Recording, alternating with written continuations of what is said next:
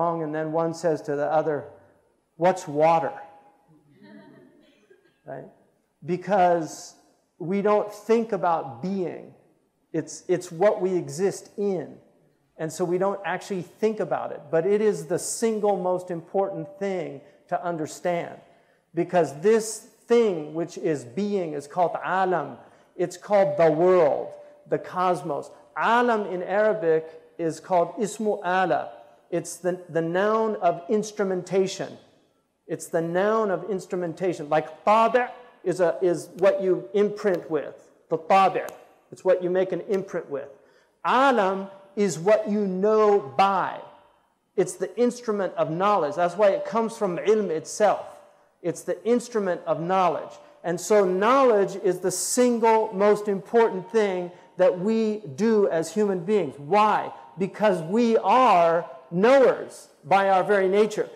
This is what sets us aside from all the other animals. And this is why Allah says about people that don't seek knowledge, إِنْهُمْ كَالْأَنْعَامِ بَلْ هُمْ أَضَلُّوا سَبِيلًا. They're like cattle. No, they're even more astray. Why? Because a cow is being a cow. Its being is being fulfilled in its cowness.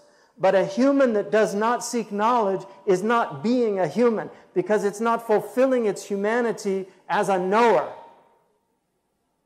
This is what we are as human beings. And this is why life itself is a spiritual experience. You've got all these people, I want a spiritual experience.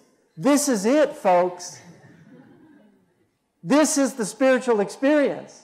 Because how are we experiencing it? With consciousness, which is not a material thing. It's a spiritual thing. We're experiencing it through the senses, but the reality of our lives are spiritual realities. We're having a spiritual experience right now by simply being conscious.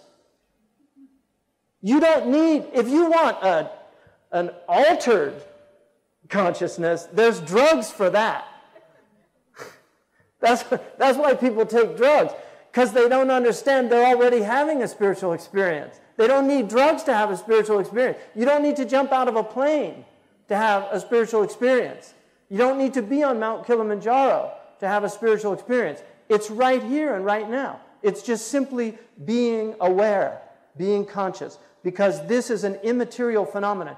Consciousness is not a material reality.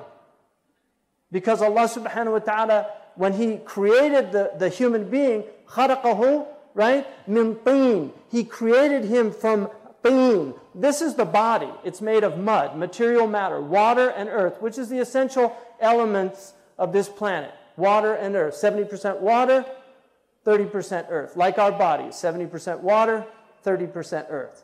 Allah created us min teen, right? But then He said, نَفَخْتُ فِيهِ مِن رُوحِي. I breathed into it from my ruh. So this is, when He talked about the nafs, the soul, He didn't call it teen. He said it came from His ruh. Because your soul is not a material thing. It's a spiritual thing. And it's your soul, through the vehicle of the body, that's experiencing the world.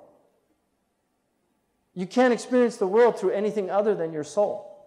And that's why mere experience of life on earth is a spiritual experience.